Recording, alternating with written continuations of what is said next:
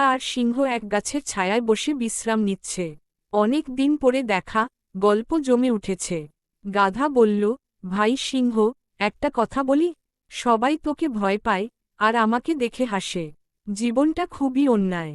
সিংহ হেসে বলল, তুই ভয় দেখাতে জানিস না, কেবল চিৎকার করিস, হেই হা, সেটা শুনে ভয় না পেয়ে কেউ হাসবেই।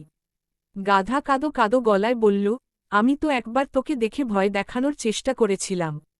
সিংহের চামড়া পরে গ্রামে গিয়েছিলাম। সিংহ চোখ কুঁচকে বলল, তারপর কি হলো? গাধা মাথা নিচু করে বলল, মজা করতে গিয়ে, হেই হা বলে ফেলেছিলাম। লোকজন বুঝে ফেলল, আর তারপর লাঠি পেটা। সিংহ হো হো করে হেসে উঠল, তুই তো ভাই কমেডির রাজা।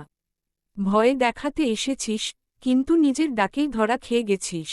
গাধা বলল, তোর মতো গর্জন শিখতে হবে রে। সিংহ হেসে বলল, আগে গাধামি বাদ দে, তারপর ভাবিস সিংহ হবার কথা। নৈতিক শিক্ষা, যা তুমি নও, তা হতে গেলে অভিনয়ের সঙ্গে বুদ্ধিও দরকার। খোলা মুখে চোখে হাসি